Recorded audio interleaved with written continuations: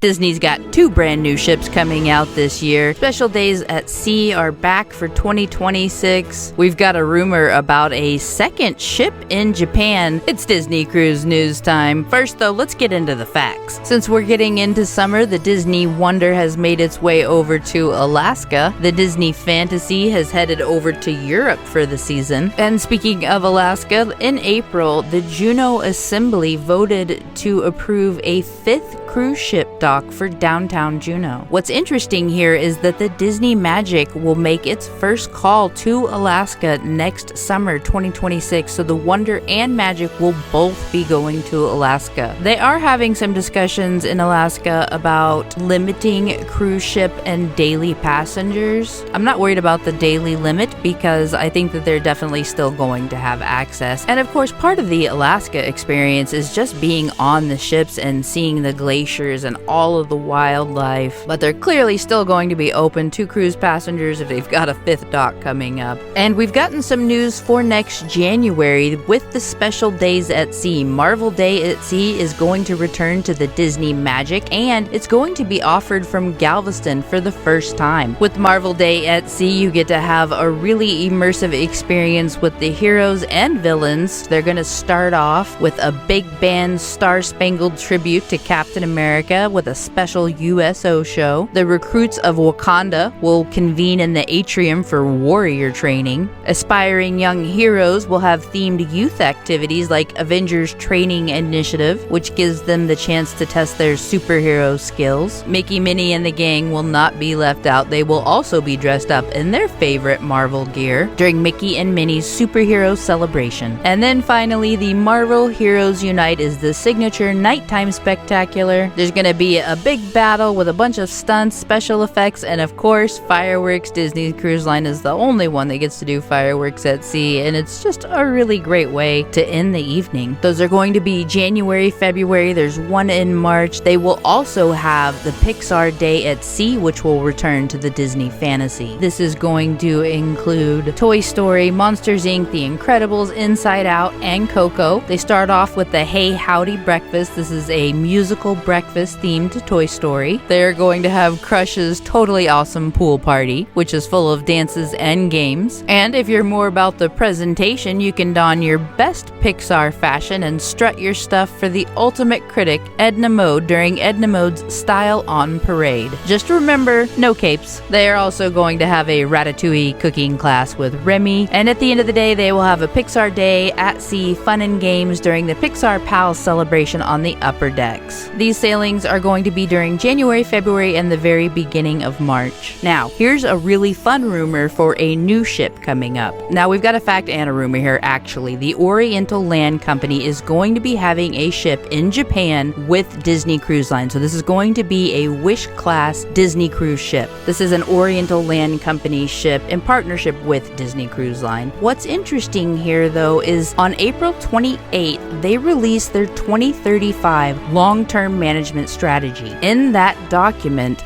they hinted at a second Disney Cruise Line ship based in Japan. And the quote that got everything going is, "The launch of the second ship will be considered when the first ship is successfully on track." So clearly, they're thinking about it, they're talking about it. There's no way that's going to be in there if they're not. I really would love to see some itineraries from Tokyo or Okinawa, even through the Philippines. Disney Cruise Line really hasn't explored that area at all yet. I've also seen some rumors and discussion about an immersive virtual reality zone. I think that's probably very likely. There is a lot of fun stuff coming up with the new ship. Now let's dive into what they've got going on currently with the present ships. And we actually saw over on the DCL blog on Twitter, there's some Disney Cruise Line merchandise right now that is available at Disney Springs. Some of this I have never seen before, so I definitely think this is related to their new ships, the Treasure or the Destiny. While we were on the DCL blog, we noticed this as well. The splash zones for Nemo's Reef, Dory's Reef, Toy Story on board the ships will now be for guests 4 years of age and younger. They did previously have it posted for those that were up to 6 years of age. And this change has been implemented on all of the ships. And just as a note, if you have little ones that you're going to hope to get into the pools, one, those pools are tiny human soup. Just know that going in. Two, they have got to be potty trained. No swim diapers are allowed, and they must be 3 years or older. Also, side note, is anybody watching Dr. Odyssey? Because they mentioned Mickey pancakes on the show this past week. Way to go, Mickey. Of course, we know they should be Mickey waffles, but for some reason they weren't. But they will have the Mickey waffles on the cruise ship, so make sure and look for those. They're not usually there every day, but they should be there at least one day of your sailing. Some of the highlights, though, that we have seen recently: the Disney Destiny will be Disney Cruise Line's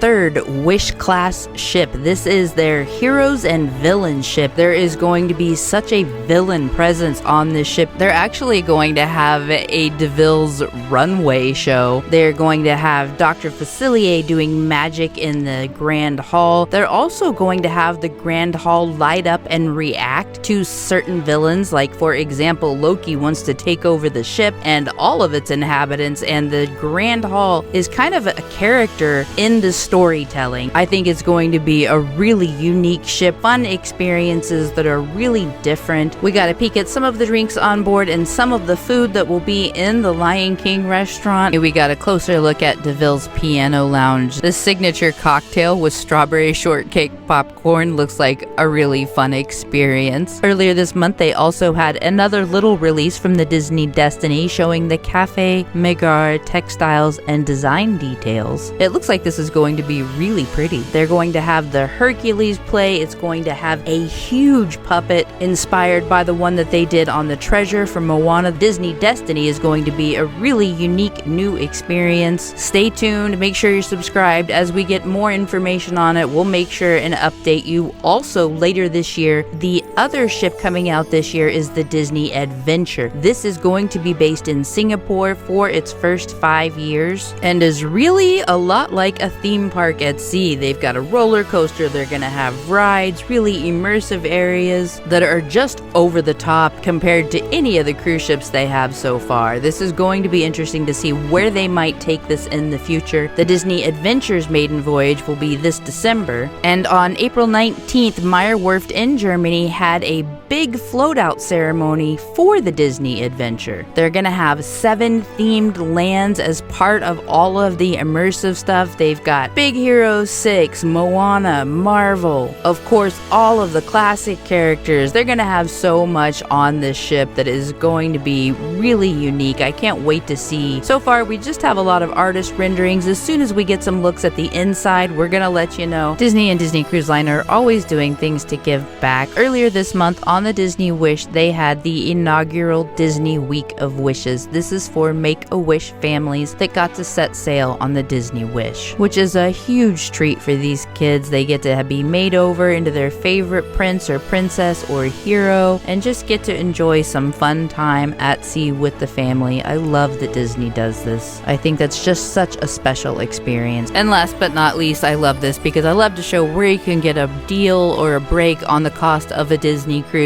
If you haven't been there yet, they actually have a special offers page on Disney Cruise Line's website. As of today, May 23rd, they have 7 special offers available. They've got save 30% on multiple sailings, both for Australia and New Zealand, as well as select sailings from Port Canaveral, Fort Lauderdale, Barcelona, Southampton, so make sure go check those out. Florida residents can save up to 25% on select Caribbean cruises. They've got some savings on select 2025 European sailings for this summer. They have special U.S. military rates, which they almost always have. They also almost always have the Canadian residence rate, save up to 25% on select sailings. And if you want to get a Disney Visa card, new card members can get a $200 Disney gift card e-gift upon approval and earn a $200 statement credit. We've actually used the rewards from the Disney Visa to pay for a cruise. You got to build them up for a while, but it's a nice perk. And our most recent video, you've got to see 11 Disney cruise purchases I never skip. And actually, I'll give you a little hint right now because one of them is a mug, and I just found this one recently. This is a holiday mug that we got on the Disney cruise ship. It is available through this link. I do get a little commission if you purchase it. Make sure and share these with your friends. We'll see you real soon with some more Disneys.